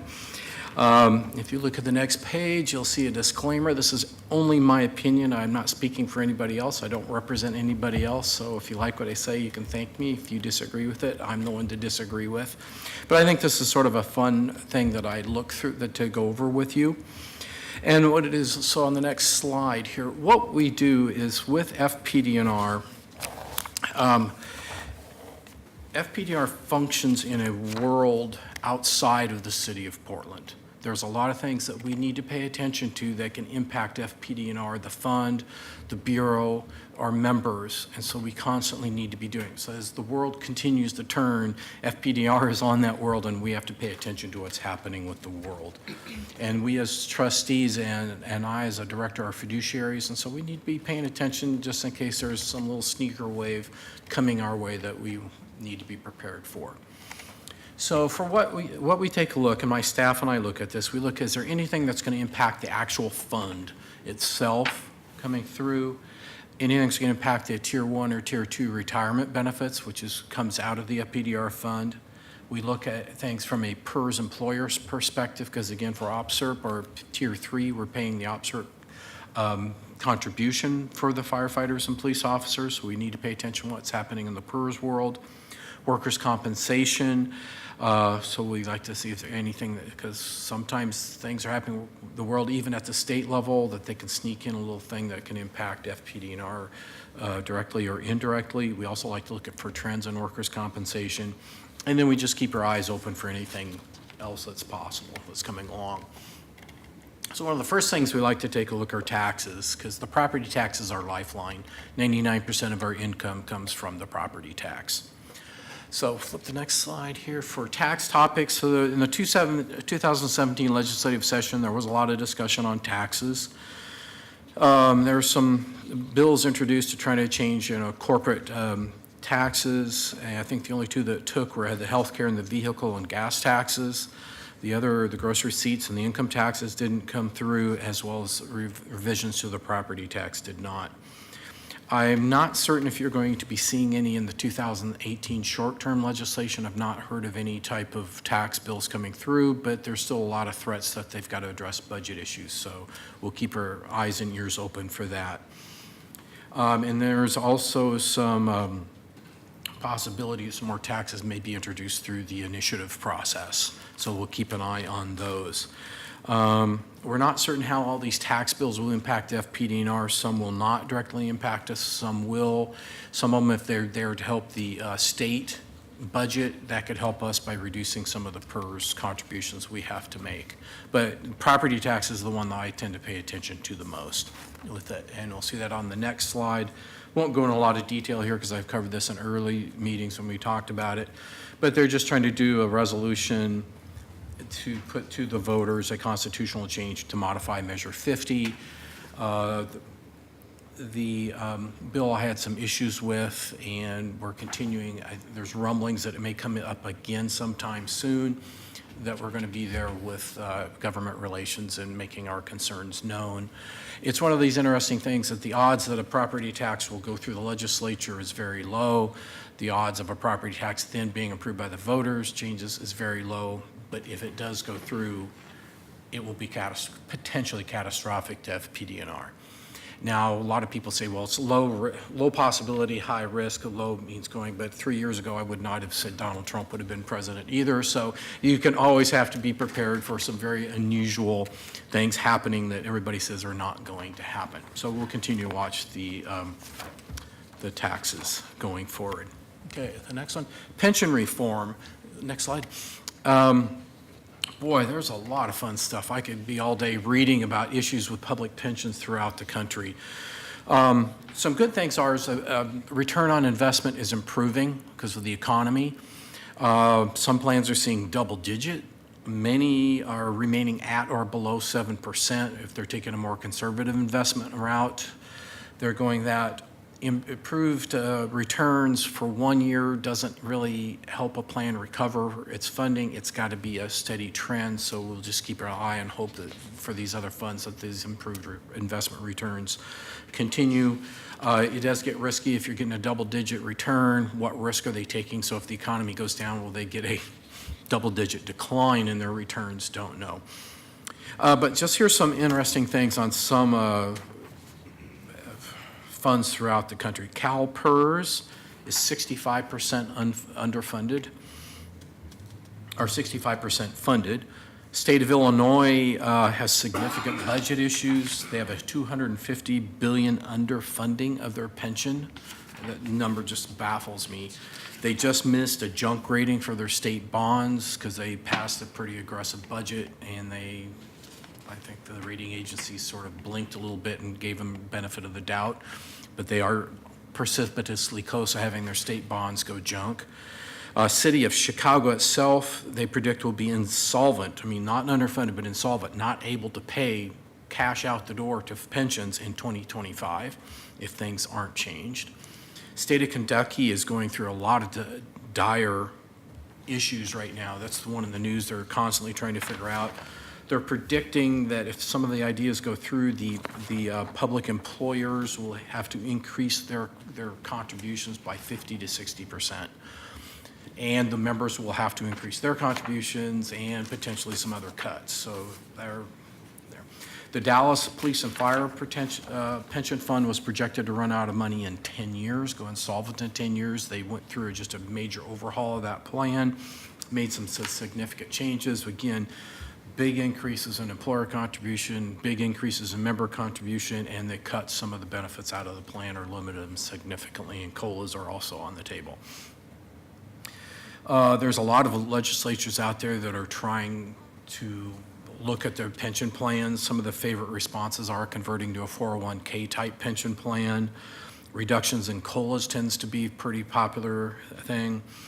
Some future changes in benefits, somewhat using the same concept that we have with the Morrow decision. You can't touch what people have earned today, but you can touch what they do tomorrow. And there's actually some pensions that will actually cut people's their take-home amount today because they're in that dire of a strait. So there's just a lot of stuff happening out there. So, you know, you look at Oregon and you get concerned, but I mean, to me, my personal opinion is Oregon's got some tough roads to go, but it's nowhere near what some of these other ones that I'm reading about is. But Oregon's going to have to address it so it doesn't continue to decline, and they can get into some of the issues. And then speak of the devil, the next page, Oregon. So in this last legislative session, there was no significant structural changes made to PERS or the PERS benefits or the PERS program. There were 7 bills that had very minor impact on the pension plan, but again, nothing big passed. The governor did appoint 7 people to a task force to address this issue. They're looking for sort of one-time impacts to things the state could do to generate $5 million that could go directly to the unfunded amount and reduce that unfunded amount. There was a peek at the recommendations a month or so ago. It was the gamut and a lot of reaction that some of them were dead and weren't even going to be considered. So the official report hasn't come out yet. I think it's supposed to come out in a couple months before the end of the year. It does not appear that there will be any PERS discussion in the 2018 legislative session. It's all going to be pushed to the 2019 session. The PERS investment returns were 6.9% in 2016, which is below the prior 7.5% assumed rate. And in addition, PERS just lowered its assumed rate of return from 7.5 to 7.2%, which had an automatic increase of their unfunded amount up to $24 billion. So it added a couple billion into that. The employer rates for PERS are locked in through 2019 or up to 2019, and then you'll see the next biennium of 2019 to 2021. They're predicting probably a 2% increase or more for employer contributions at that time. And then just sort of hot off the press, a state ballot initiative petition has been filed for the November 2018 election that would require public bodies to remit surplus revenue to the state that goes directly to the PERS unfunded liability amount. So I think what's the city had, what, 12, 15 million budget? You mean the ending balance? Yeah. With that would go to the state instead of going back into the city to be used for city stuff. The risk that we have is that FPDR always has a surplus at the end of the year. And part of it is we intend having it just because that's part of our contingency. Will that have to go to the state? The way they've worded it, I say no. City Attorney's Office is looking at it. And so this has just been filed to get permission to go out and get signatures. So that's what stage it's at. So this is the kind of thing I'm saying that we have to pay attention to here, because there's things happening outside of FPDR that can come in and grab you and have some big impact on us. With that, next page. Okay, this is my favorite slide. It's been in the same thing all 4 years. I just update the amount. So we're 99.6%. We're actually an unfunded plan, so we were 99.6% underfunded. But it's the apples and oranges. Every other pension in the country is an orange, meaning they have a true fund like PERS, to where employee contributions are fed into a fund, and then it's invested and you get an investment return. So you're putting in money today to pay for somebody's retirement in the future. Where we're not doing that. We're getting money in today and paying the retirement amount out today, so it's a pay-as-you-go plan. We look underfunded because our dedicated property tax cannot be used as an asset to offset this. Ken Rust, our CFO, always likes to say, you know, if you put in that, if you could do that and use that as an asset to offset the underfunding, we would be perfectly funded with it. So he feels, I mean, it looks terrible in accounting. It looks terrible because when you all these report of the worst funded pension plans, FPDR is always at the top of it, but we have a dedicated property tax. And that's part of the message that we have gotten across to a lot of rating agencies, as well as, if you want to call it, financial news agencies who report on this. And you will get a footnote in it, at least, that we have that offsets it. But again, that always makes it a difficult conversation to have with people with it. And then the next slide is we have others are looking. This year, you'll notice everything's been grayed out. In the past, we had all these different agencies or organizations were looking at public pensions and had issued position papers or comments on it. Well, for the past year, they've been pretty quiet. And that's why I grayed them out. Nobody's really said anything new or anything different to it. I think everybody stood back and let the legislatures deal with it. You know, like we went over Kentucky, we went over to Illinois, with the city council at Chicago. They're just standing back and letting the legislative bodies deal with these pensions rather than them trying to come in and do anything with it. As far as the federal government's concerned, there's been, the President's administration has shown no interest in addressing public pension issues. Again, leaving it to the states to deal with the exception of the Federal Employee Retirement Fund, and then they're going through some of the same questions or issues with how do they keep it funded and what are some of the things they need to do to make sure that is funded. But that's only that fund, so we're not worried about the federal government trying to come in. It was a little concerned because I think a few years ago under Obama, there were some rumblings from different agencies that they thought the Fed should get more involved with these public pension funds. So at least that's some good news at this point. Okay, the next one is workers' compensation. So there's quite a few things happening here that we continue to monitor as we go, and I'll just go through a lot of these here. We have the cost of prescription drugs. It continues to be a major driver of workers' compensation costs with it. So a lot of states are dealing with it is they are adopting certain changes and ways to control cost of their pharmaceuticals. One is what they call a formulary, which means here's a table and here's what we're going to pay for this drug, or here's what this drug should be used for and how much we're going to pay for it. We see a little bit of that with the city's Express Scripts. I think that's who our provider is for our pharmacy, and they do a little bit of formulary work. But California is going through a big program to set up a formulary with it, and it will be rolled out pretty quick. The next one is opioid use and abuse. It's gotten a lot of attention for the past years. You can see we're trying to figure out what role the federal government's going to be playing in it. There's been recommendations by some federal Governor Christie's committee is saying it should be declared sort of a disaster, so to speak, and having the federal government put more time and effort into controlling it. But you are seeing many states and many workers' compensation systems getting more aggressive in how opioids are prescribed. And the more aggressive they've gotten, the more control you've seen in the amount that has been spent on it. And hopefully that results in less addiction. Well, that's the intent of it. Oregon passed House Bill 2114. I was disappointed because it started out with a much more aggressive one that matched some of the other ones on the state, saying what could be prescribed by who, by when, how much. And it got pulled, and it was now, here, give your doctors a pamphlet telling them here's how they should be prescribing it. And that's all they do now, is just say, here, read this pamphlet. So there is no action or anything taken on how opioids are prescribed or managed here. And I'm hearing nothing from the workers' comp side to look into this with it. In FPDR, we have our managed care organizations. They do monitor opioid abuse, or not abuse, but use by their doctors. If they use it for a certain period of time, they have to present pain management plans to the managed care organization for why they're using this, what other things they've evaluated with. So we feel pretty good that we aren't seeing run amok use of opioids. We'll continue to look at this and monitor closer for the next year just to get a little bit more data on that. But we're pretty satisfied with our MCO's control of that. Then we have medical marijuana.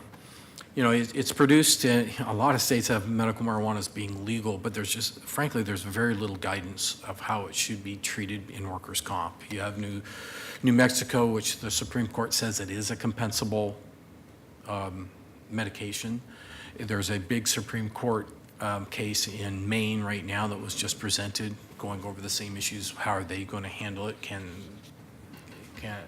workers' compensation carriers be required to reimburse for medical marijuana?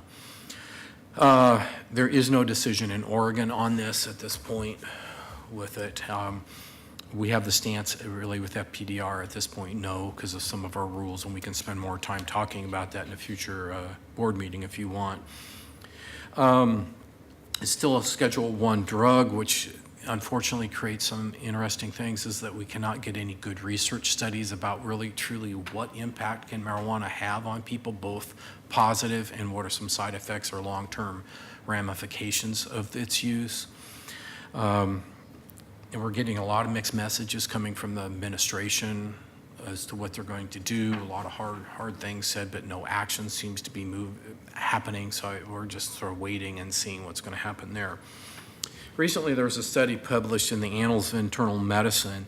What they did is they went out and looked at what they felt were some of the bigger studies on medical marijuana. They looked at 27 studies that did trials on pain management with medical marijuana. They came up to their conclusion was the same. A tremendous amount of anecdotal information on the value of marijuana, but very little hardcore scientific type studies backing up the anecdotal information. And so they really say that even the studies out there that claim to do it, when you read through the study, it doesn't really support the idea that medical marijuana is all that good for pain. It's not saying that it isn't, it's just saying the studies don't bear it out that have happened. They also looked at several studies that did for use of marijuana for PTSD, and again, they found some significant problems with the studies, that they were not rigorous enough or insufficient to even be called a study that were drawing conclusions. So they're the same thing, as there's no good medical studies out there documenting the benefits of medical marijuana. Over-the-counter drugs in a grocery store go through much more rigorous proof of their value than does marijuana at this point. So that's a frustrating part with medical marijuana. I think there's going to be found that there are some advantages to it in certain conditions, but I think that a lot of the stuff that is great for a whole lot of other conditions is probably more anecdotal than scientific fact. And then also they're beginning to see some studies documenting long-term side effects for use, as there are for any other type of long-term, alcoholism and other things like that tend to have a long-term impact on the body. They're beginning to see some of that come up. So, and that's the only risk that you have with being Scheduled I. Nobody's willing to put the time and effort into doing a really good study, because the feds aren't going to fund it, and then most of the organizations that will fund it won't fund it because the feds won't fund it. Then the last thing under workers' compensation is the Medicare set-asides. Kim talked about CMS, the Center for Medicare and Medicaid Services, saying, hey, look, you should be paying for this instead of us. And they're going to get more and more aggressive on that. And Kim already said, we've gotten billed for $28,000 on one that we had to go back in and prove that it really was theirs and not ours. So that's going to be something that's going to be continuing to impact us with it. And plus, we also have to estimate how much, we sometimes have to include CMS in our settlements with certain things, just because we have to help cover their costs. And Kim can go in a lot more detail than I can, but it's something that we're going to have to continue to watch. It was going to continue to eat more time up. So one of the reasons why we did a little reconfiguring in the disability section was to make sure we had to have a senior help us get through some of those issues here. And you don't want, even though it may be for $28,000, you don't want to mess around with this, because the feds, you don't want the feds breathing down your plan with that. Okay, the next one here, other issues here. I've had, in the past, had several others. I still come back to, I think the biggest one is aging. I put here on a chart, I think because Jason, you'd asked this question, I thought I'd put in a chart this year. So FPDR, our retirement age is 55 or 50, 25 years of service, compared to OPSERP, which is our Tier 3 members. They can, and this is for public service, or so police and fire. They can retire at 60, so they have to work 5 years longer. So we're going to see some older firefighters and police officers out here. Even the early retirement, 25 years of service, they still have to work a little longer. They can take a reduced benefit at 50 years of age, but that's an 8% reduction in benefit per early year they take off. So that's a big, sizable amount. So we're also seeing the trend that our members are working longer, definitely in police, fire. It's not uncommon to have them working beyond 30 years. I think we had one that we retired a year or two ago at 50 years. So we are seeing, firefighters tend to work close to 30, where police officers tend to work to age 55.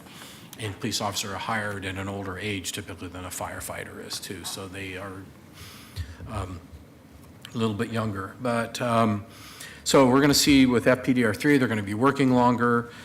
We had some recent changes to the police bargaining agreement, where they're going to get the 3-year raises over time. I think this will be a blip, but for a while, you're going to see police officers trying to work a little bit longer so they can get those 3-year increases and so they can beef up their retirement with it. So you're going to see some of them staying around working to be a little bit older than they are. And then we have the retire program, or rehire program. We don't pay for the time loss on those claims. We don't pay for the claims. We may pay for post-retirement medical, so we're back to that discussion. But you're going to have police officers out there that are going to be older and more subject to injury.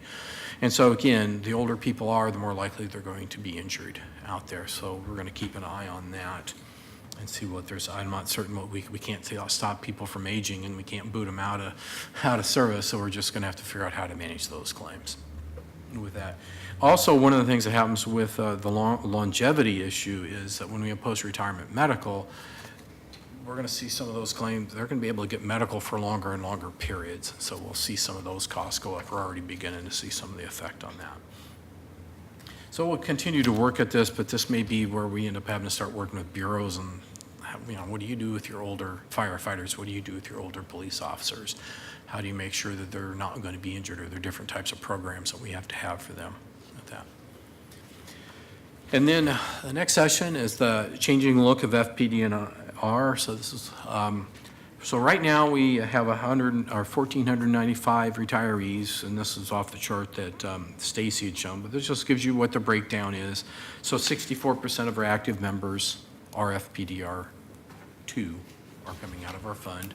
We go out to 2024, which, remember, I started this in 2014, so this was a 10-year increment, and I just keep using that date.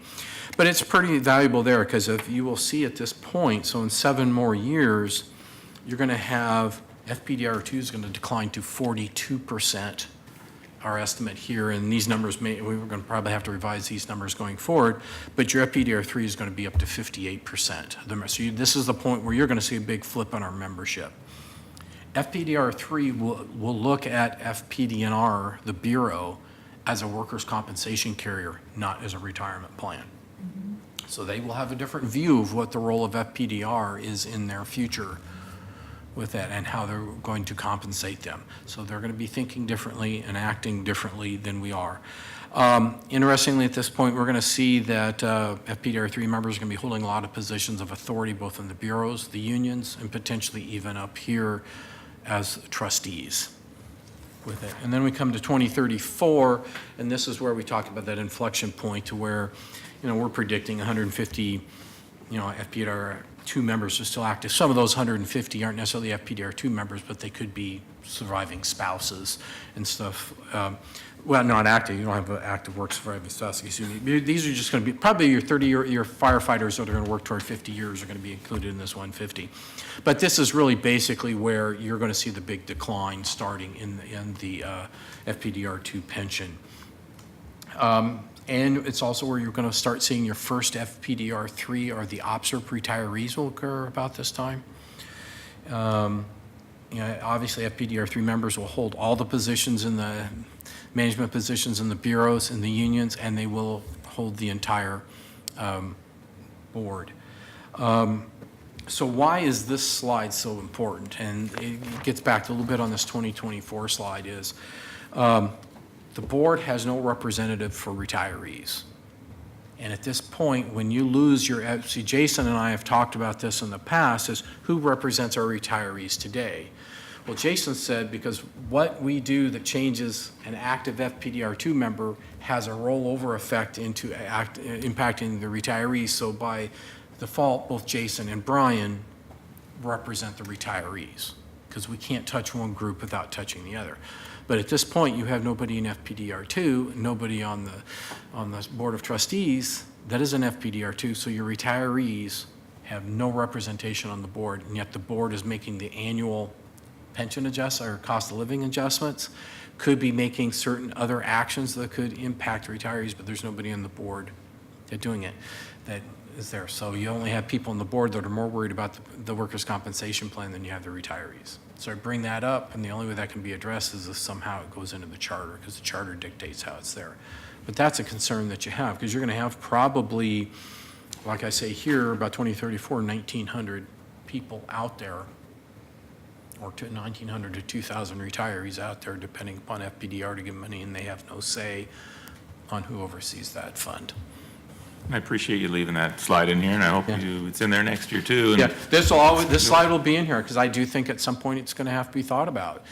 And I don't know if I'll be around here at 2024, but I'm thinking, when you begin to start seeing additions of FPDR 3 members to the board, I mean, from the two there, we're going to have to be thinking about that. And it's charging. So we'll have to look at that. And it's unusual that you don't have at least one retiree representative. Most pension boards tend to have that, or have somebody who by default speaks up for the retirees, but we'll lose that when both our elected members are from FPDR 3. Unless you have a well-educated citizen trustee who also just happens to be a retired police or fire. Oh, you can't be, a citizen can't be a retired police, sorry. Nope, you can't. we'd have to change. And we kind of run into that right now too with our FP and our 1 members. There's no representative. Yeah. Who's actually in the same plan as them. I mean, right. But it's a little bit the same, but that will be obviously a different scenario, and hope we address it before it actually happens. And I think you brought up a good point. Since you are a firefighter, you do have some of what impacts you will impact the retirees, plus you have a camaraderie with your retirees, so I think you do. And the same thing goes with Brian, that you do look out for it, but that will go away when both electeds are FPDR 3s. So I'll keep putting that in, because I do think that's a concern going forward. Thank you. And again, the last slide, why is all this important? Again, it's the same thing, is we need to pay attention to what's happening outside of FPDR, outside the city, and sometimes even outside the state. There are things and actions that can happen that can come in and impact us. Right now, I'm more looking at the state level and the state legislature. There's little odds and ends going back in there. I don't think they're going to happen, but they're on the table, and I have to pay attention to them just to make sure something odd doesn't happen and they slip in and get passed and have a negative impact on the fund. So that's why I bring this up and talk about it with trends with it. So any questions on that? So quite a bit of information. Do we have anybody public on this one too? Okay. So why don't we just jump in? We got a couple little things before we go to the executive session. FPDR updates, I had nothing on that one. So information item number 3, future meeting agenda. So the November 28th meeting, which is the week after Thanksgiving, so that is the fourth Tuesday of the month, we have, for the agenda, we do have some rules that we're going to present. We'll see some of those rules at the public FAQ on Monday, next Monday. We will talk about our outside counsel contract for Lauren. His contract is up, so we'll just have to make sure, we can approve that going forward. And then we'll talk about the 2017 board meeting schedule at that point. 2018. Excuse me? 2018. Yeah, 2018. Yep, okay. 2018, you're correct. The January 23rd meeting, we will do budget approval and finance, so that's our finance. So there will not be any actuarial presentation, so this will be pretty straightforward. We will have a new trustee, and if we get lucky, the new trustee, if I can push everybody hard enough to get somebody through, maybe come in and did what we did with Catherine and bring them into the November meeting just as a guest so they can see what's happening. I don't know, I'm keeping my fingers crossed that the process will move through, that we'll have that person there. And see, and we'll also, November will be Justin's last meeting after, 7 or 8 years on the board of trustees, so we'll offer our thanks to him. Then the last item here is the budget sheet. I don't know if you had any time to look at that or have any questions for it. Anything anybody like to point out on it?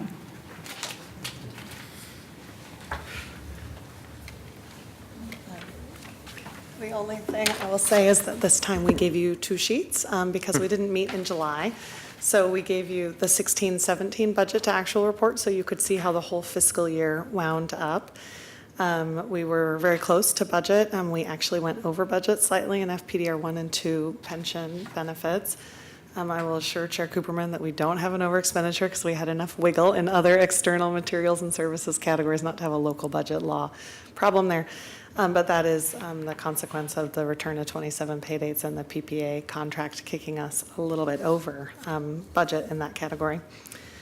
And I don't think there's anything super noteworthy in the 17-18 year to date, except to point out that we have unusually low FPDR 1 and 2 pension benefit expenditures as of right now. And that's just a strange timing thing. The July 1 pension payment rolled back to June 30 this year because July 1 was not a banking day. So that's just a timing problem. Okay. So we are done with the regular session here, and then I think we'll help go through, we got to do the right reads for the, okay, so we'll go through that, and we'll go to the. Great, so the board will now meet in an executive session for the purpose of consulting with the board's attorney. The executive session is held.